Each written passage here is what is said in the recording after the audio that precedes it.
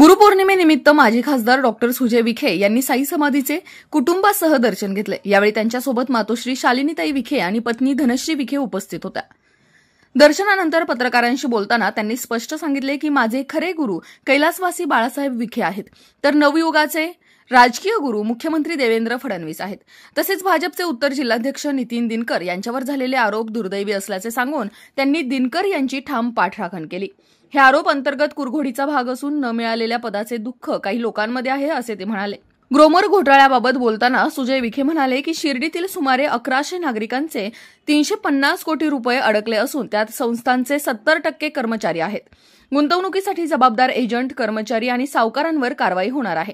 विश्वस्त मंडळाच्या संदर्भात त्यांनी सांगितले की शासनाने मंडळ स्थापनेसाठी पत्र पाठवले असून प्रक्रिया न्यायालयात आहे। दरम्यान सद्यस्थितीतील त्रिसदस्यीय समिती चांगले काम करत आहे असेही त्यांनी नमूद केले। राष्ट्र सह्याद्री न्यूजसाठी प्रतिनिधी अशोक दुशिंग, शिर्डी। त्यात आहे की काही षडयंत्र तुम्हाला वाटते? नाही, आता यामध्ये त्यांनी स्वतः प्रेस कॉन्फरन्स घेऊन आपलं बाजू मांडलेली आहे। राजकारणामध्ये ज्याला ते पद मिळालं आणि ज्याला नाही मिळालं, शेवटी ज्याला नाही मिळालं त्यांनी ते केलं हे तुम्हाला मी स्पष्ट सांगतो। आता तो कोण आहे हे मला माहिती आहे, कारण की मी आता शेवटी राजकारणात थोडंफार मला कळतं। पण आता ठीक आहे, आता त्या गोष्टीची वास्तविकता किती, बरोबर, कारण की शेवटी तो जो प्रसंग आहे तो काय आहे काय नाही या बाबतीत जिल्हाध्यक्षच सांगू शकतील। पण ती घटना घडायची होती, झाली। ते राजकारणाचा नवीन राजकारणाचा फंडा आहे हा, की पक्षांतर्गत कुरघोडी मिटवण्यासाठी पक्षांतर्गत लोकांनी या सगळ्या लोकांचा वापर करणे आणि प्रसारमाध्यमातून आणणे। कारण की माननीय देसाईताईंचा आणि तसं भारतीय जनता पार्टी जिल्हाध्यक्षाचा तसा काही संबंध येत नाही, पण त्यांच्यापर्यंत तो व्हिडिओ पोहोचणे अचानक आणि त्याच्यावर त्यांनी बाईट देणं अचानक हे सिद्ध करतं की यामध्ये पक्षांतर्गत काही लोक असतील ज्यांनी हे साहित्य तिथं पुरवलं आणि त्यामुळे ती प्रक्रिया घडली। मात्र पक्षश्रेष्ठी या गोष्टीवर गंभीरतेने विचार करतात, ते दोन्हीही बाजू ऐकून घेतील।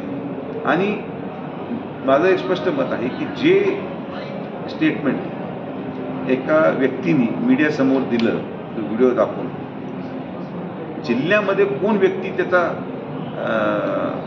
समर्थन करतंय की हे योग्य असंच आहे असं तर मला कोणी दिसलं नाही। त्यामुळे कदाचित त्यांना पण चुकीची मिसफिडिंग केलेली असावी देसाईताईंची, असं मला व्यक्तिशः वाटतं, कारण की त्यांना ग्राउंडची वस्तुस्थिती माहीत नसावी, त्यांना चुकीची माहिती आता माननीय प्रदेशाध्यक्षांकडे आहे की या गोष्टीवर खुलासा येऊन जिल्हाध्यक्ष अहिल्यानगर उत्तर हे अतिशय चांगलं काम करतात आणि पुढेही करत राहतील असं माझं मत आहे। जिल्हाध्यक्ष न होण्याचं जे काही वेदना होत्या ते त्यांच्या माध्यमातून काही लोकांना आमचा पण राग येईल, ते सगळे समदुःखी एकच असतात, असं काही नाही। वेगवेगळ्या कॅटेगरीचे दुःखांकित, काही तालुकाध्यक्षाने झाले म्हणून दुःखांकित आहे, काही जिल्हाध्यक्ष झाले म्हणून दुःखांकित आहे, काही वेगळ्या वेगळ्या निवडणुकींमध्ये काही ठिकाणी यश नाही मिळालं ते दुःखांकित आहे। सगळे दुःखांकित एकत्रित झाल्यावर हा सगळा रस्ता जातो। पण आता ते आम्ही PhD झाली, आम्हाला सगळे हिशोब माहिती आहेत, नाव माहिती आहेत, तर आम्ही माननीय मुख्यमंत्र्यांसमोर तो मांडतो। धन्यवाद, थँक्यू। अशाच ताज्या आणि महत्त्वपूर्ण घडामोडींसाठी पाहत रहा राष्ट्र सह्याद्री न्यूज। राष्ट्र सह्याद्री न्यूजला लाईक करा, शेअर करा आणि सबस्क्राईब करा।